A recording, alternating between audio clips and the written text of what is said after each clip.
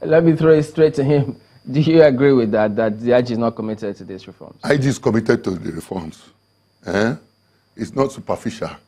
But the reform now still have some challenges. What I am advocating myself as an operational police officer who served Nigerian police for 35 years, the IG could have somebody like Aghanya heading a strike force in Abuja. That strike force does not necessarily mean for SARS, only for SARS kidnapping, for these militant gangmen killing people in the bush. They will be well equipped, accommodated, medical facilities, everything for them. There may be only 50 men. They will be stationed in Abuja.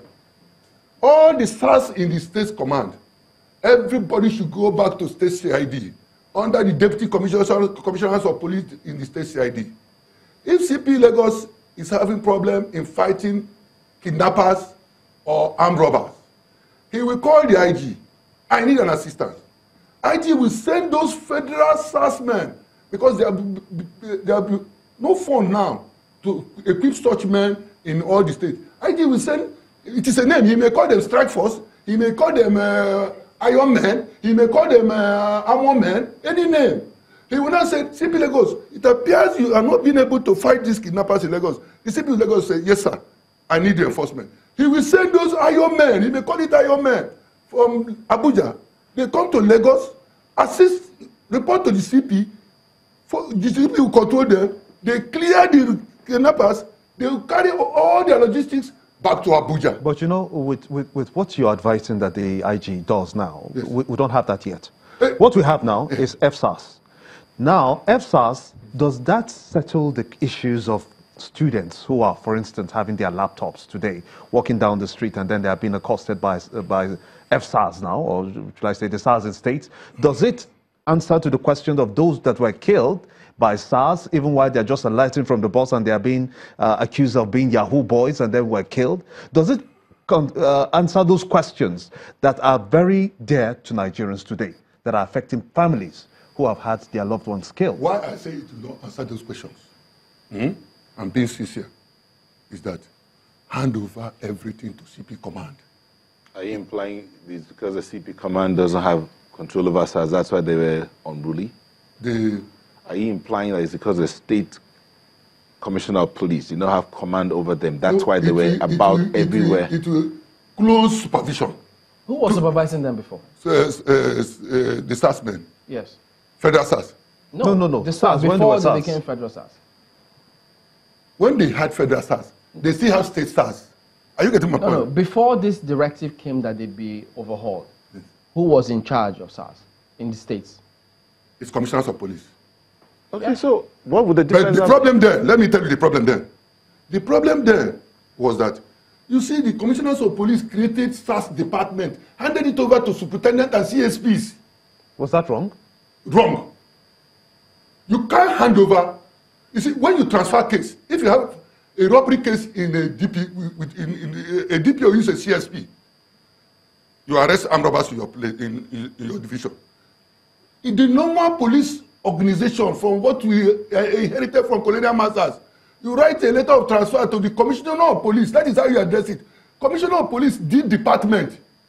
But these modern police officers who came created SARS all over the state commands. That's not to say that all SARS are bad. No, not all of them are bad. Some are good. We've got reports also that yes, people getting back home, SARS are able to help them to get to their home safely. The OC SARS in Abuja, the guy is excellent. He has done a good job.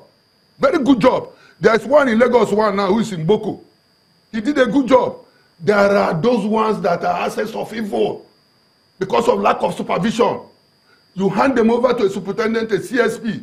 A DPO is a CSP. You ask a CSP to transfer robbery case to a CSP. You're supposed to transfer robbery case to Commissioner of Police Department headed by AC or Deputy Commissioner of Police. So what I am saying, let us look forward. What I am suggesting is that let the Deputy Commissioner of Police in the state CID and his AC be handed over the responsibility of managing robbery, kidnapping in his command to be supervised by the CP command. Are you getting my point? the CP command to supervise him. The IG could have a strike force, I've told you. Iron Man, he can go for, when CP command needs his assistance, he sends them. After finishing the operation, they go back. Not for you to, let us leave waters. This thing. We are looking for a reform. How do we change this issue? Okay, all right. We'll have to let it go at this point. Ibezimako Aghanya is a former commissioner of police in Ekiti, Benue, and Kogi states. Thank you for coming on this morning. We're back in a moment. Don't go away.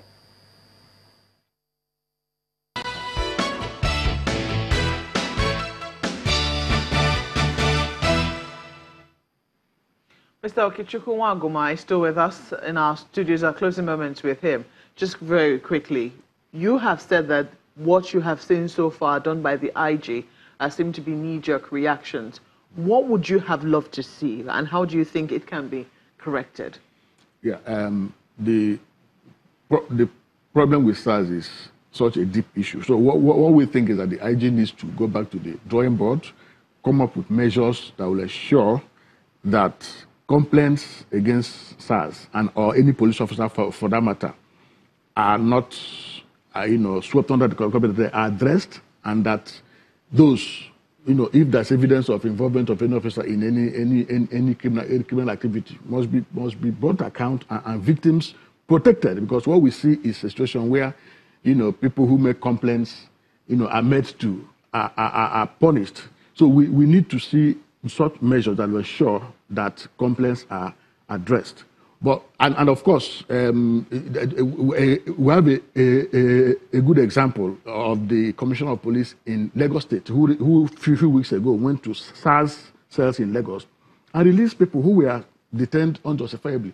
Those are the kind of things we want to see. We want to see, transparent, accountable, and responsible policing that will restore confidence of Nigerians to Nigerian police. And secondly, I think that the National Human Rights Commission should take seriously this opportunity, this directive of ensuring that all SARS operatives who have been involved in acts of atrocities in the past are made to account for it. That is the way to ensure that government is really interested in addressing issues of police misconduct.